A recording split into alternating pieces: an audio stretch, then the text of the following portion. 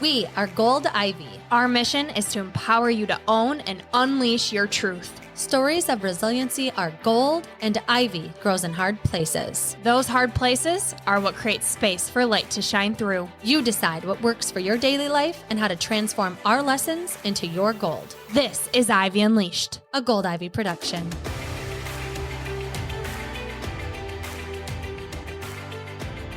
Brooke, what do you think everyone wants more of? Energy. What do you think most people are hoping to come out of 2023 with?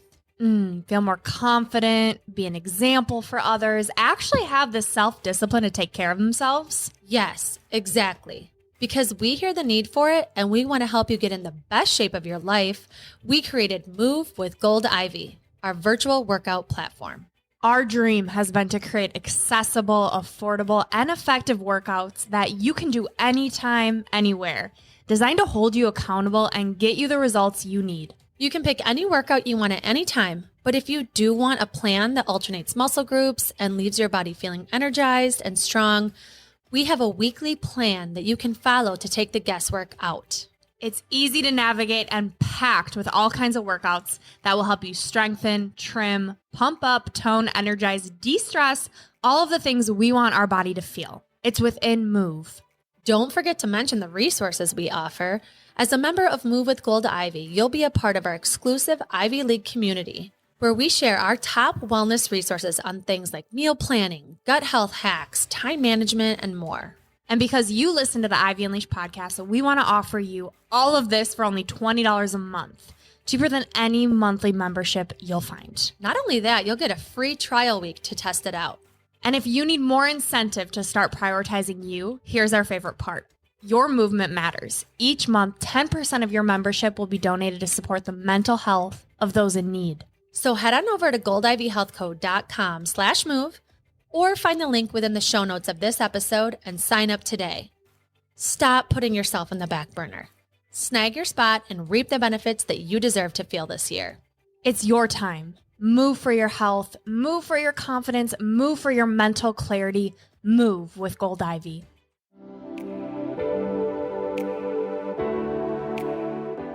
Today's episode is sponsored by BetterHelp. Every episode of Ivy Unleashed is dedicated to empowering you to take ownership of your health. And what it really comes down to is prioritizing your mental health. We've both seen the beauty and growth that therapy can bring and are thrilled to partner with BetterHelp to allow you the opportunity to feel heard and seen by a professional. The National Alliance on Mental Health reports that 155 million people live in a designated mental health professional shortage area, and BetterHelp is working to close that gap. I've personally used BetterHelp and loved it because it was all online, making it super convenient. The biggest piece for me was how affordable it is. I was able to choose the therapist that met my needs. I came in with wanting to work on childhood trauma and anxiety, and it was unbelievable to see how many options I had with all the different backgrounds of therapists. With BetterHelp, you have access to a network of over 30,000 licensed and experienced therapists. Therapy is all about deepening your self-awareness. And sometimes we can't see our own patterns and behaviors until we talk them out and get an unbiased perspective. It's really nice to have someone who doesn't know you and has the professional background to help you thrive in your daily life. It has made the world of a difference with every relationship in my life, including the one with myself. To get started, all you have to do is fill out a brief questionnaire about your needs and preferences and choose your therapist out of the options they give you. You can talk to your therapist however you feel comfortable, whether it's via text, chat, phone, or video call. Also, you can switch therapists at no additional charge until you find the right fit for you. The best investment you can make is in yourself. Get 10% off your first month at betterhelp.com/goldivy. That's betterhelp.com/goldivy. Take the first step to inner peace and freedom today. And now to this episode of the Ivy Unleashed podcast. Welcome back to Ivy Unleashed. Thank you so much for joining us. We are so happy to be recording because it's been a minute. And it's the middle of summer, and we're very excited to talk about getting outside. And we have a guest to talk about it with us and how important nature is to our mental health, our physical health, all of it. So welcome to Ivy Unleashed, Laura Opie. I feel like this is like a bucket list item that I didn't know I had. Ooh. It's like so exciting and nerve wracking at the same time, but I'm super passionate about getting outside. So I'm so excited to like share that. Yes. And it's interesting. Like our connection to Laura is that Laura and I grew up in the same town growing up, this tiny town of 5,000 people. We were in the same dance class for some years. And she was a year older than me in school. So we didn't have like class together outside of dance, but we haven't talked to each other in a couple decades until recently because Brooke and I started following her because she's been doing the 1,000 hours outside challenge with her 3 kids and husband. And so we want to talk about what this challenge is, how the hell you do this. I also have 3 kids, but like the dedication, we want to get into all of it. So can you tell our listeners a little bit about you, your family, and how you started getting into this challenge? So I grew up, obviously, a very small town. I grew up outside. We did a lot of outside stuff. We did a winter downhill ski vacation. We camped. We had a lake house, so we skied and fished. But then as I got older, I wouldn't call myself like really nature minded. Although when I was like kind of prepping for this, I realized that when my husband and I, before we got married, maybe we were like 23 and we used our tax return money to buy bicycles. So I think I was more nature minded even in my younger 20s than I thought I was. But then once we started having kids, so I have 3 kids, they're 10, 6, and 3 now. And my husband and I have been married. We just celebrated our 12-year anniversary. And so when we started having kids, it was really important to us to get them outside, to have them experience the same kind of childhood that we had in the 80s and 90s when there wasn't social media, there wasn't the screens that we are just pummeled with now. When my son was 1, we canceled our cable, which 9 years ago was not something that was really mainstream. It is now. You can stream all kinds of stuff, but it was just, we just spent time outside and it just wasn't a necessity in our life. So they all have grown up in hiking backpacks. I mean, my kids have been outside since they were born, basically. When my second son was born, I posted a picture on Facebook of us taking a hike when he was 10 days old. And for me, I didn't think anything of it. He was like in a wrap and people were like, "What are you doing? You're 10 days postpartum. Like, go snuggle your baby." And I was like, "I am, but we're doing it on a walk." And so we have just it's always been part of our parenting philosophy. And then early 2020, like right around pandemic or maybe just a titch before that, somehow I stumbled across 1,000 hours outside on social media. And it's basically a global movement now. And it was started by a mom in Michigan. She has, I think, 5 kids. I'm not exactly sure. She was struggling with getting her kids outside and disgusted by the fact that kids were like clocking 1,000 to 1,200 hours of screen time a year. So anyways, she started this to get her kids outside and to try to say, if my kids can spend or your kids can spend 1,000 hours on a screen, my kids can spend 1,000 hours in nature. I stumbled upon this and it really spoke to me and my sweet husband, who just goes along with my crazy ideas sometimes. And so I printed off. They have trackers online on her website for free. I printed off an 8.5 by 11 sheet for both of my boys, who were 3 and 6 at the time, and my daughter was a newborn. And I counted their hours. I tracked their hours. They have all kinds of cool designs. For every hour that you spend outside, you color in 1 block. And so for 2020, we separately did that. And then we made it. They did it within like 9 months. And then in 2021, we decided to just take it like a step further and we made it a family thing. So not only were we going for 1,000 hours outside in 1 year, we wanted to do it as a family. So for us now to log 1 hour of time, there has to be 4 out of the 5 of us outside. It forces the parents, like we can't just say, go outside and play. It forces my husband or I to also be outside with them, which for me has been like truly life changing for me, as somebody who has struggled on and off with anxiety for my entire adult life. The mental clarity, the overall like sense of just good that you come out of having outside time has been life changing truly for us. So that's where we're at. We're on our third full year as a family. So we did it the first year. We made it our 1,000 hours when we were trick-or-treating. So October 31st. Last year, we made it December 30th, right in the nick of time. And so here we're like halfway through. We're not quite halfway through with our hours because we log a lot more hours in the summer, obviously, than in the winter. I love it. And when you put it the way you just said of you can be on a screen for 1,000 hours a year, what if we try and get you outside? We know the negative effects of screens and we know the positive effects of being outside. You listed a few with yourself. I'm curious what you've seen your kids. Like, what are the benefits that your kids have shown after doing this for going on 3 years now? Going outside is like second nature to them at this point. I mean, we eat like 99% of our meals outside between May and October. If it's 98 degrees outside, I'm like, do you guys want to eat outside? And they're like, yeah. And so it's just part of what they do. They know that I don't force them outside. It's not a check this off the list type of thing. It's not a like, you guys have to go outside whether you want to or not type of thing.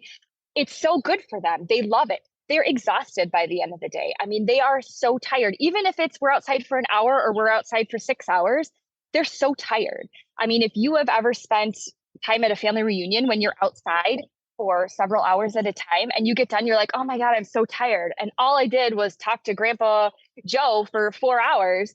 Why? Because all of your senses are being stimulated for hours at a time. You're hearing things, you're smelling things, you're seeing things. It's exhausting for all of your senses to be just firing all the time like that. So my kids have been, I mean, you can see it in the fact that when they are a little rambunctious, as all children get, that's my number one cue, like get outside, burn off some energy, go play. We have an awesome neighborhood here. So like backyard kids are playing all the time, like just go outside and they can let off their steam. They can be loud. I'm super triggered by like loud screaming in my house. So they go outside and I don't want them screaming, freaking the neighbors out, right? But they just can let off steam as all of us can. It's been interesting to kind of watch them as we started off. They're kind of like, oh, this is cool. And now it's like, oh, they get up, get dressed, grab their breakfast, go outside. And that's how we start our summer days.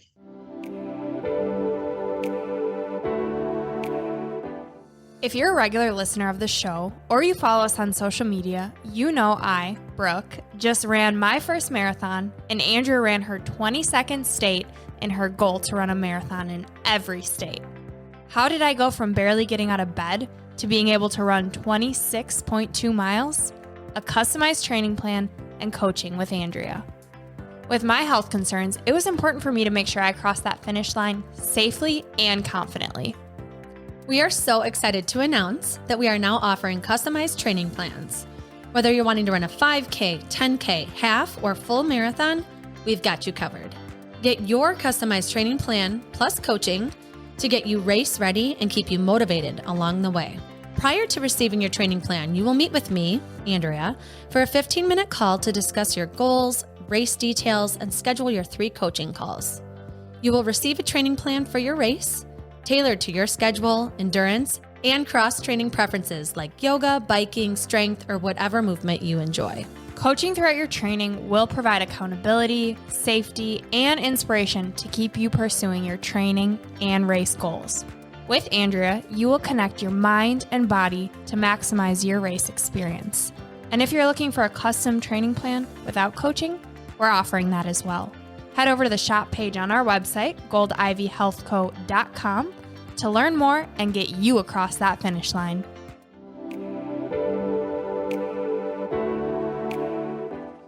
One of our most popular episodes was with Jessie Golden, the creator of our new favorite and life-changing skincare line, The Golden Secrets. You've probably seen us post about it because we take it everywhere with us, but we wanted to fill you in on exactly what we're using and the results we're seeing with this sustainable, fair trade, and cruelty-free skincare and wellness line. Jessie mentioned that the one thing she'd take to a deserted island is her heel oil. So with her incredible looking skin, I jumped in and bought it right away. I'm using the heel oil as a moisturizer at the end of my skincare routine, or if I'm in a rush and only use one product after cleansing, it's the heel oil. I also use it right before my new gua sha routine. The Golden Secrets has a gua sha tool called the Sorceress Stone Gua Sha Beauty Tool. It's an ancient holistic facial massage tool that enhances your skincare routine by increasing blood flow, circulation, and nutrients to brighten the complexion and tone, and it lifts the facial muscles naturally. Jessie says, this is the one beauty tool, hands down, that has made the greatest impact on my skin. It has helped retrain the way the patterns of my face, muscles, and skin function. I'm already seeing more definition in my jawline and cheekbones, which is so exciting. Jessie provides tutorials on exactly how to use all of her tools and products. So as a person who's notorious for knowing nothing about skincare, the Golden Secrets has been my favorite discovery. And for me, I've spent years getting back my health. And because of that, I take what I put in and on my body very serious. I can say without a doubt that the Golden Secrets is the only skincare products I will use in the future. I swear by the Gila oil, the Youth Beauty Face Oil, coconut lip balm, and will soon have every product on my bathroom sink. The Golden Secrets is rooted in nature, ancient wisdom, and organic beauty. Jessie Golden thrives on making skincare and wellness products that benefit everybody. We're thrilled that we have a discount code you can use to save money when you shop the Golden Secrets. Use code GOLDIVY for 10% off today and keep watching us at Gold Ivy Health Co. on all social channels as we continue to share our amazing results with the Golden Secrets skincare line. You can find the link and code in the show notes of this episode. And now back to the show. I just think there's so much wonder in nature too, like as kids discovering different kinds of birds and bugs, and sometimes that backfires in my household. My daughter's currently afraid of ants. But you know, the wonder of it. And I think too, there's something soothing about it. Like if you're super upset and getting outside, or like just today on my lunch break, I'm like, why am I sitting here looking at my phone? I went and sat, even looking at my phone outside, you know, even that, it's just like better out there. And so I just think there's something so soothing about it. And like you said, they sleep better. And studies show that like sleep quality improves drastically depending on how much time you spend outside. The more time you're outside, the better your sleep is. And that makes sense with all the stimulation of your senses, but it's a different stimulation than like the blue light of a screen. So it's like you get the best of both worlds. It's like more soothing, and you get better sleep. Right. And you're speaking to you, an adult. Like, I love that you're getting your kids into this, Laura, from your early age, but no matter where you are in life listening, this is something that you can aim to do even a few more hours than you are a week, a couple more minutes a day. Like those little things add up. We know there's so many benefits of nature. Yes, improved sleep, but also lowered blood pressure, better immune system, lowers anxiety and depression. For me in my healing journey, it was get outside and just put your feet in nature on the ground for grounding. You get that electric current. It's mind-boggling. You could read studies for hours on all of the benefits. I'm curious, Laura, have your kids reported anything to you that you've just kind of picked up on of like that they really love it? Or was there a little backlash in the beginning of like, this feels like we're being told what to do? Because I'm sure someone listening is like, you're making your kids 1,000 hours. Like that's a heavy demand. So how was this taken when you first introduced it? They were pretty much on board. It was, of course, and you have to remember the times too, everything was like in the midst of shutting down. We didn't have a lot of options to go places. But since we were already kind of outside minded, my kids outside of not going to school they weren't super affected by the shutdown because we were already outside, and outside of, not going to school or seeing people close up, it wasn't a big change. That being said, it's been, 4 years. So they are, especially my oldest, who is 10, it gives me a little bit more pushback now. It's, there's nothing to do. So like we have added more things to do, like in our yard, more fun stuff. We've got a climbing dome. We've got a mud kitchen. We've got ratchet straps to climb trees, adding different elements that way, because we love to hike. We love to camp. You can't just do that every day. It just isn't realistic. So we've added a lot more fun elements to the backyard to keep it interesting. For the most part, it's shocking. We'll go for a hike, and especially the first hikes after winter, we winter hike as well, but the first hikes when everything is melting and birds are coming back, and my kids will be like, "Oh, did you see that? Did you hear that? Did you know that? Look, there's a track." They are noticing all these things, and comparing, of course, with winter as well. But they're so cognizant of like all the changes and things that I, as an adult, I don't notice airplanes, right? I don't notice these things. They're just background noise.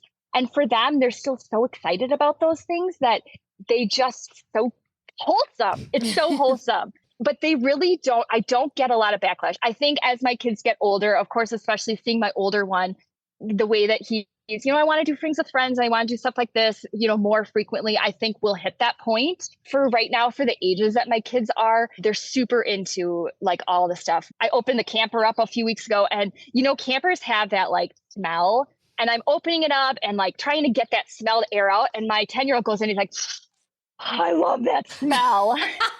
But I mean, again, it's like he has these memories that attach to that smell, these awesome camping trips and stuff that we've done and stuff that we have yet to do. And so I haven't got a lot of negativity. Now we also follow the phrase, and I don't know if you've ever heard this before, but there's no such thing as bad weather, only bad clothing. So right after we started this journey, I read the book, There's No Such Thing as Bad Weather by Linda McGurk. And that was like a pivotal moment for my family, because that's exactly what she says. There's no such thing as bad weather, only bad clothes choices. So we go out no matter what the weather looks like. But to make it fair and to make it fun and to make sure that everyone's enjoying themselves, we are well equipped at this point. We've got, all the warm gear, all the rain gear. My kids are huge. They love to go out in the rain in the summer in their swimming suits. I used to be one where it was like, it's raining outside. It's an indoor day. We're going to watch movies. And now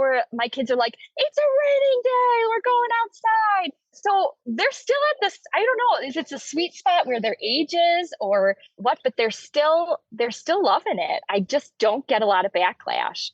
I feel like it might be something too that it's like so if your family isn't outdoorsy and then you try to transition to this, there's just like always a little bit of resistance, but it's like anything, once you see the benefits and they enjoy it. Like my kids were just at their grandparents' lake home all week and they were outside so much. And Justin's parents were saying how they were like asleep like an hour earlier than they are when they're home because they were so exhausted and had so much fun in the sun. I want to circle back to what a mud kitchen is. So. What is a mud kitchen?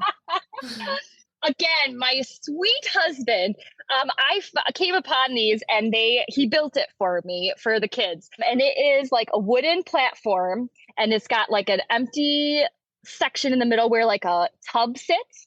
And then we can fill it with water and we've got hooks. And so my kids have all kinds of like old muffin tins and measuring cups. And so they will mix all kinds of wonderful ingredients together from the backyard and water and make a huge mess and play and cook stuff, and all ages. I mean, my older kids, the older neighbor kids, like it's me. I mean, it's fun for everybody and it's not something that you typically see, but they love it. So then do you hose them off before they get in your house? I'm hoping. Yes, everybody gets hosed down. That's part of the deal. Yeah, that's kind of a misconception too, is you think they're getting dirty, but it's actually really good for your immunity to play in the mud, to get into the dirt. It's actually super good for you. And so that's something that I think a lot of people think, oh, I don't want you to get sick. Mm-hmm. But it's actually the opposite. Yeah. I even think about how I feel this summer being indoors on a phone, on a screen for work. It's like that urge to be like, or that urge within me is get outside. You need more sun. You need just nature. It's like the best part of my day is to go out for a walk. We know it's amazing for your gut health to get out in the morning and your health in general, which we've talked about before. But it's that lust for nature that I've never had before, that there's something different about it this summer. And I'm so happy that we're talking about this now. Laura, let's get into how you keep track of this. What do you aim for? Is it 2 hours every day? Or how do you make sure by October that you're not way off? So that's been different every year. If you break it down, technically, if you divide it by 365 days, it equals out to 2 hours and 45 minutes a day. So in the cold, we're in Wisconsin here. So in the cold months, we shoot for like an hour a day. January, February-ish, December. And the other months, it's like a free for all. We're just going for it. I mean, there's like little things that the people have put like 1 hour for the first couple months, 2 hours. No, we just go. And if we don't make it, it's fine. But we've always made it. So there's like that pressure to do it. But we really don't have, I mean, I don't want to put like a stipulation on it and then it loses its like the idea behind it, you know? Yeah. What would you say is the hardest part for your family? Weather has been tricky. I try really hard to not like use negative connotations with the weather. So instead of saying, oh, you know, it's the bad weather. I mean, everybody, oh, we got snow today. You know, I try, oh, it's a snowy day. It's going to be so fun. But I don't like to be cold. So for me to go outside is harder for my kids. They're like, let's go, let's sled or whatever. And I, a lot of times, I'm the one where I'm like, let's go, and just force myself. And once I get outside, just like the kids, it's awesome. I love it. There's so many giggles. There's so many cool memories we're making. That's probably one of the harder things. The other thing I struggle with is this time management. So we're spending like 8 hours outside in the summertime when I'm not working. Who's doing my laundry and who's doing my menu and my grocery shopping? And who's making supper for us? Because I'm outside. So, you know, how is that going to work? And so I bring it outside. I am often out here on my patio, like making my menu, making my grocery list, balancing my checkbook. I'm not always with the kids. They're at an age now where they can play on their own.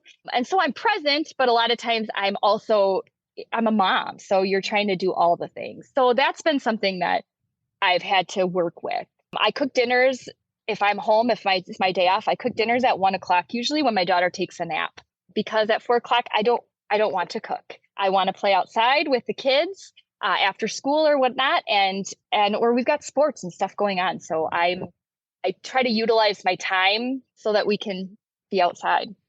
Something that I struggle with outside time is, I don't know what you call this, but it's like, to me, it feels like outdoor anxiety, where it's like, especially when they were smaller, because now my youngest is 5. And anytime they're on a bike or a skateboard or roller skates or whatever, I'm constantly at the park. I think they're going to fall off a ladder. And then I'm thinking of like hiking, and like, it can be dangerous. They Or can like stranger fall. danger? That would my be gosh. my anxiety. Oh yeah. Like they want to go to the park, but the park, I can't see it from my house. And so do you have any advice for anybody that has that kind of like anxiety or fear of kind of the unknown of outside, or like getting hurt? It's hard to answer that question because I am also that parent. I am the one that's like behind my kids. I think with each family, you have to differentiate between like risky play and dangerous play. So dangerous play is obviously, no, this is a hard no, hard stop. You're not doing this. But then there's risky play, and there are so many good things with risky play, but you have to determine as a family what you're comfortable with. And those things are things that, you know, they can get hurt, but also you have to weigh the negatives with the positives, like they're learning. My daughter has just learned how to climb our tree. We've got ratchet straps around it with tree holes, and she has just learned how to climb the tree. So that sends my anxiety. She's 3, right? So I'm so proud of her. And I try not to use the words be careful. I say be careful, or I used to say be careful constantly. I think a lot of parents, it's just like, oh, be careful of your body, be careful that you're not hurting the house, be careful that all these things, and be careful. Kids, it doesn't even register to them anymore. And also, if you're saying be careful, they're probably doing something that maybe is on the risky side. And now you've interrupted their concentration to tell them to be careful. So I try to use words like, look at how strong your body is, or you've got this, or be aware of your body, you know, different ways that they can pay attention. But you can bet that when my 3-year-old is up climbing our tree, I am like underneath her. It's so hard not to intervene. But if you distinguish that like what they're doing is not dangerous, and it is something that is going to teach them, you know, self-management, or they're able to distinguish, you know, where their boundaries, if they're able to distinguish their boundaries and figure out how high they can climb, and then maybe the next time they climb higher. And those are all important skills that kids need to learn. Adults need to learn them. Kids, everyone needs to learn those. And so it's just, you really have to like have a plan. Try not to interject and say, be careful, but also be there to catch them if they're going to fall. Be there, be present, be available, but let them learn. That's super hard. And I'm not saying that I do it every time, because I don't. It's a learning curve. You're trying to let your kids be kids and learn and grow. I don't want to make any unscheduled ER trips either. So hard sometimes, but also I can see over time by letting them. I mean, my older kid, my 6-year-old, would never have climbed that tree when he was 3 because I wouldn't have let him. I wouldn't have even let him. Yeah. I like hear so many values in this challenge, right? That you're teaching your kids and that you're creating these experiences for them. Like when you think about being a present parent, like we all want to be more present and available and less irritable and more patient and all of these things. And the outdoors creates that environment where like you don't have the distractions. Well, hopefully you're not staring at your phone out there if you're like going to catch them underneath a tree, or like going the camping and being like confined in this little space together and you're outside. And we just went camping and just hearing the birds chirping and kind of waking up together at the same time to the sounds of wilderness. Like I never thought I would enjoy that, but there's just so many moments in nature, and just having your parents also walking the walk, like the fact that you're doing it with them to show them like, it's also important for me. It's important for kids to exercise, but are you mom and dad? It's important for us to chase our dreams. Are you mom and dad? You're out there with them, which is so cool. And I think just doing this challenge has got to be teaching them so much about themselves and family values and their health. I hope so. I hope they come out of this. I always think like wherever they end up in the world or the country or the state or whatever, like they will have nature as like an anchor for them. No matter where they are, they can go out. And I hope that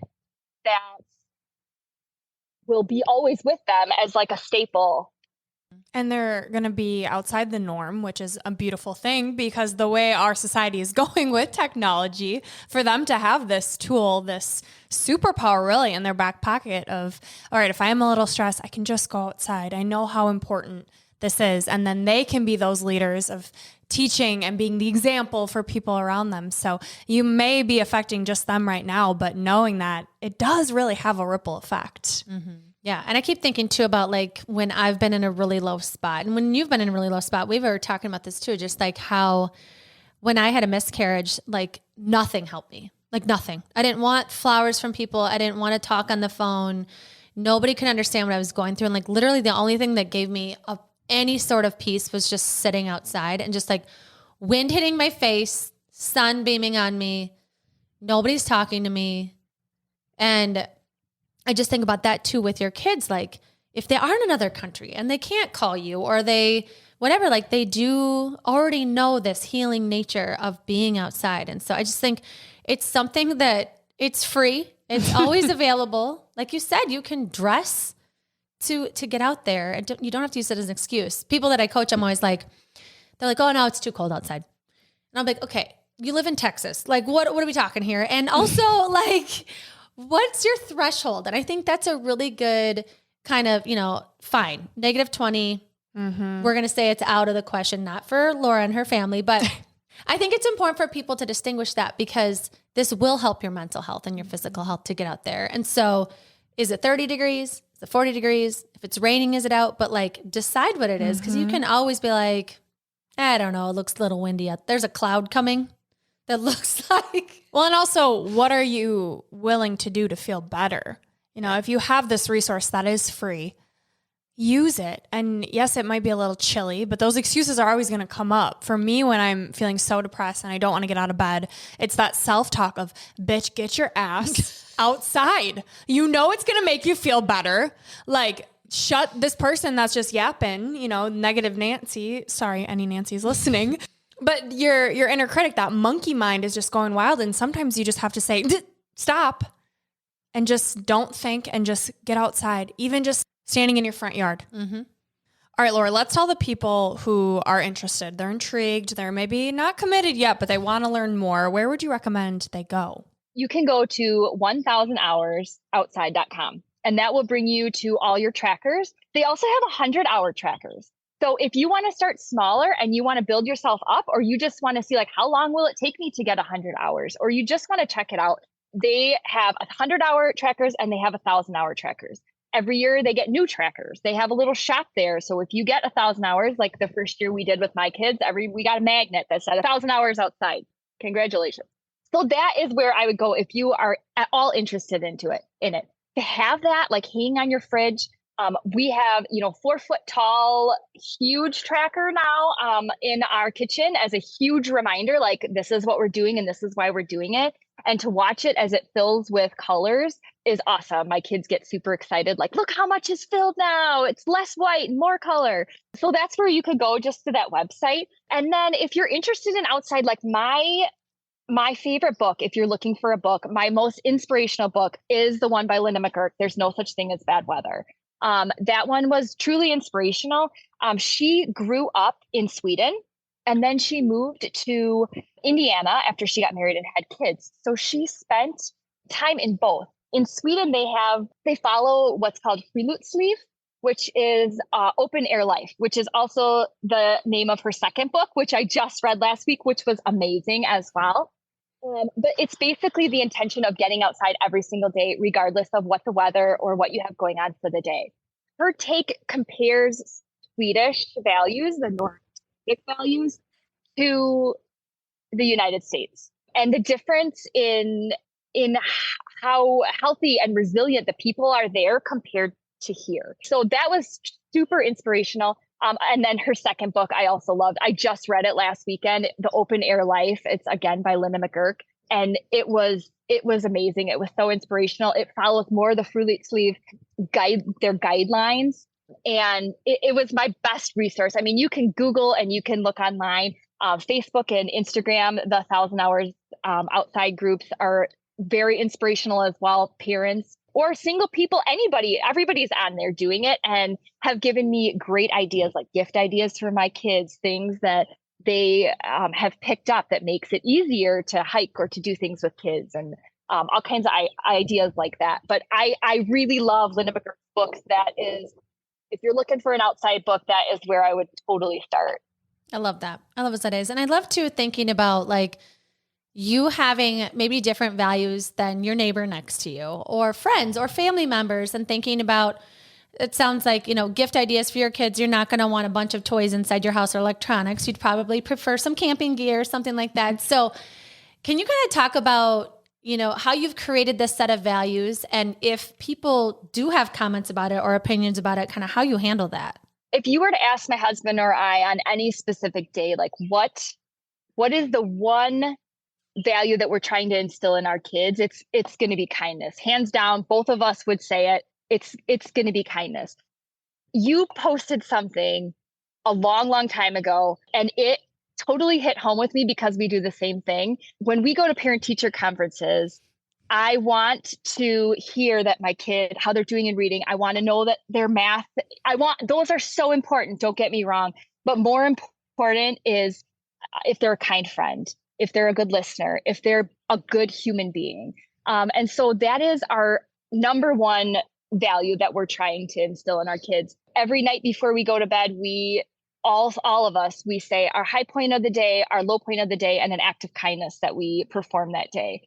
Sometimes we can't think of an act of kindness. Sometimes I'm like, you know what, guys, I can't think of anything that I did that was like a true act of kindness.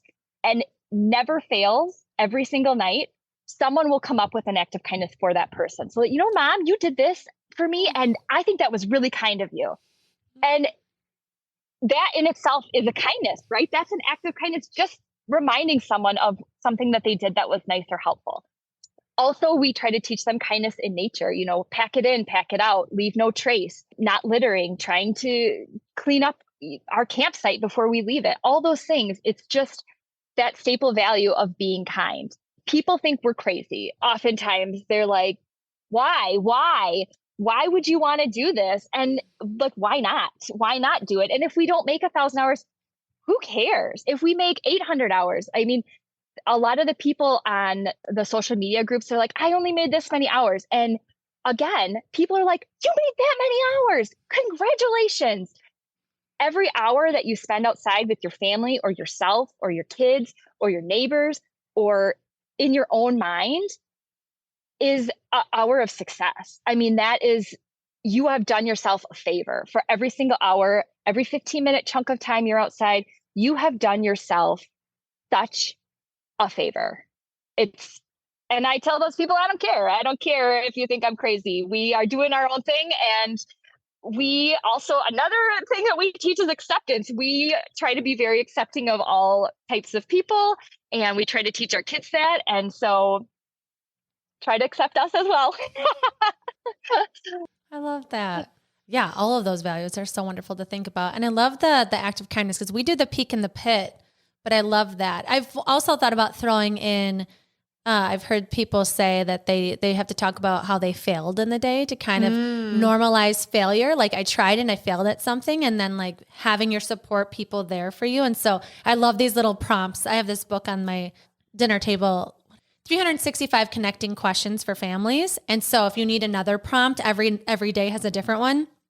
It's so amazing. But it's just that like connection again. And I love that acceptance. Like, you can show your kids, people may think we're weird, and that's okay. At least we feel damn good. Yes. Yes, absolutely. That's what we preach that all the time. It's like, as long as you're happy, I don't care. As long as you're happy and safe, at the end of the day, my kids know that they are supported. They know that they're loved. They know that we have their back no matter what. And that's the most important thing, guys. I don't know. Mm-hmm. Oh, well, we're so grateful that you are doing this, so you can come on and tell our listeners about it and spread some kindness to them. I know everyone listening is probably going to think a little bit more about, how can I get outside? Maybe it's not 1,000 hours. Maybe it's 100. Maybe it is going all in. Who knows? But everyone listening, I just want to call you guys out that this is awesome, because it's going to spark something in you. I know it is. Mm-hmm. Yes. And Laura, we always end our show with 3 gold stars. Your 3 takeaways for our listeners. Be intentional. So set aside time every single day to go outside. It doesn't have to be a long time. It doesn't have to be doing something super extravagant or a huge adventure. Just set aside time every day. Be intentional with your time and just do it. Second one is keep it simple. Again, it doesn't have to be a huge hike. It doesn't have to be going all out, going crazy. It can be drinking your coffee outside in the morning. It can be bringing a book outside. It can be balancing your checkbook outside. It doesn't have to be anything extravagant. It doesn't even have to be exercise related. That would obviously be a huge bonus, but just get outside and keep it simple and keep it easy. And the third one is, if you want to be successful, and this goes with anything in life, if you want to be successful, you have to set yourself up for success. So you have to do a little bit of planning. If you're going to go on an adventure, you have to plan, check the weather. Nobody wants to get downpoured on if they're not wearing appropriate clothes. Nobody wants to be freezing. Everybody wants to be comfortable and be successful. And no one wants to go back out if you end on a sour note. So keeping yourself comfortable, trying to plan. Always pack snacks. If you have kids, always snacks, no matter what. No matter if you think it's 20 minutes at the park, it might turn into 2 hours and they're going to want snacks. And you don't, again, want to get to the point where everyone's like, I'm starving and cranky. And then you get home and then it's chaos. And then you're leaving it on, like, instead of feeling successful that you did a couple hours at the park, you're like, this is stressful and I'm not going to do this again. So always snacks, always water. First thing in the morning, we fill up water bottles. If we're going to school, they go in the backpack. If we're going to daycare, they go in the bag. If we're going outside, they go in and out outside. Always water, always snacks. But you set yourself up to be successful or it won't happen. Mm-hmm. I love it. Such a good reminder. And also, if you don't have kids, snacks and water. I was just in Japan visiting my best friend, Britt, and we were like talking about how well behaved her kids were. And they're wonderful children, but she had so many snacks at every turn. They were just snacking the whole time we were out and about. And I'm like, this is the key. I am not a great snack packer when we go to the park or whenever. And I'm like, and they always ask, and I'm like, why? This is the key. The key is the snacks and the water, for sure. All right. And we have Unleashing Ivy up next, our rapid fire questions. Laura, are you ready? Go for it. Okay, my question is, what is one of your favorite memories that you've created with your family outside? Last summer, we spent a week. We bought a pop-up camper. And last summer, we did a week-long trip. We went to Hocking Hills, Ohio. It was relentless. It was so exhausting because there's no downtime, right? You are with your kids constantly. There's no nap time. When you go to bed, everyone goes to bed. When you get up, everyone wakes up. it was so fulfilling as a parent. The things that my kids got out of it was insane. It was amazing. Their memories that they'll have of that trip and the memories that I have, even the car ride. I mean, it was amazing. It was the hike. It was beautiful weather. Everything was like the stars were aligned for us. And it prompted us that we're going to do another trip this summer. It was just the greatest 7 days, and also the most stressful, like eating all the things that go with camping. But in the back of my mind, I was like, worst case scenario, we find a hotel and order a pizza. But it didn't come down to that. It was just so much good. I think about the bonding too. Like it's teamwork when you're outside and camping and all of that. Like when we go camping, it's like, who's cooking the food, and then when we're fishing, who's grabbing the bait, and like who's packing the cooler. And I feel like for them as siblings, it's really cool that they're creating those memories with you. Okay, my question is going to be outside of getting outside. Besides this, like you as a person and a mom and a working mom, what is like something that you're working on within your own self-growth? That would be my anxiety. Definitely. I was not able to put a name on my anxiety for a long time. I could tell that different parts of me, I could tell that something, I get triggered by things, and I wasn't able to put a word specifically to it until a few years ago. And now I have been working hard to find my patience and find my self as a person, right? I mean, in the midst of trying to figure out my level of anxiety and how this is all going to fit. I've had 3 children. I don't know who I am anymore. I'm mom. I'm wife. I'm dental hygienist. I'm the outside crazy neighbor lady. So just finding who I am. I'm 38 now, and I feel like about 35-ish, all of a sudden I'm like, I am who I am, and I don't really apologize for that. I have found kind of the growth and found who I am. And your 20s, you kind of figure that all out, or you try to figure that all out. And now I don't know, I'm comfortable in my skin, which is hard for me to say because I don't know that that's exactly all the way true. But I've kind of embraced where I'm at and who my peeps are and how far I've come from, my teenage years and my 20s. And I feel comfortable. I don't know. That sounds really weird to say it out loud because I just don't feel that confident saying it. But I also am like, yeah, that's right. That's how I feel. Well, it's important, I think, along the journey of recognizing your progress, right? Because we're never going to arrive to this perfectly unanxious person, maybe. Who knows? But like, I just feel like noticing the progress along the way and the things that have helped you and the circle that supports you and all of those things, like, it's so cool too, I think. I beat myself up sometimes as a mom that like I haven't figured these things out with my own anxiety or my own whatever.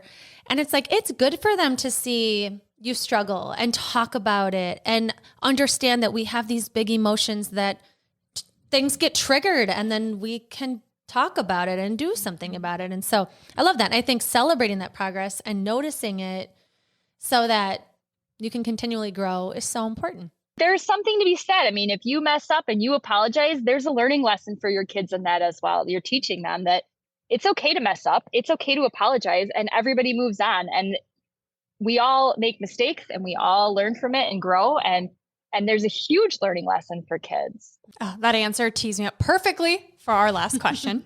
If you could go back and tell younger Laura one thing, what would you tell her?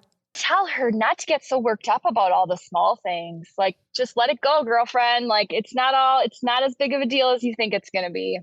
I love that. Well, thank you so much for talking through this challenge. I think it's really different. It's really awesome what you're doing. I love when people challenge themselves to something so extreme. It's like, what are you doing and why? And tell us all about it. It's so awesome. So we just want to encourage you to keep doing it and sharing it, so we can continue to learn and, maybe challenge ourselves to some more outside time. But we appreciate your time. You're a mom. Are the kids in the backyard or what are they doing right now? They're at soccer right now. It's like peace and quiet just for a little bit, but they're at soccer. Yep. I love too that the birds were like perfectly chirping behind her at different points. Yes. And I purposely didn't say anything in the beginning of Laura's outside. So if you are watching this, you can see it. If not, go back and watch the YouTube because it's only fitting that she would be outside. Yes. All right. And Laura, we always end every episode with your piece of gold. So my favorite quote, and it goes on my Christmas card every year, is from John Muir, who was a outdoorsman. And it's, of all the paths you take in life, make sure a few of them are dirt. This is GOLDIVY signing off. Listen to your truth and go chase your gold. We want to thank you and encourage you to celebrate yourself for taking the time to learn and get inspired in your one beautiful life. And if this podcast means something to you, it would mean so much to us if you'd be willing to take 30 seconds to help support our mission to keep bringing you inspiring stories and guests. First, following the podcast is important because it helps you never miss an episode. To do this, just go to the Ivy Unleashed podcast show page on Apple Podcasts, Spotify, or wherever you listen to podcasts, and then just tap the plus sign in the upper right-hand corner or click on follow. While you're there, if you'd be so kind to give us a 5-star rating and review and share your favorite episode with a friend, we'd be so grateful for your support. We are thrilled you're here and are so happy that you're taking time to prioritize your wellness, self-discovery, and growth with us. The Ivy Unleashed podcast is produced in partnership with J. Gray Podcast Production.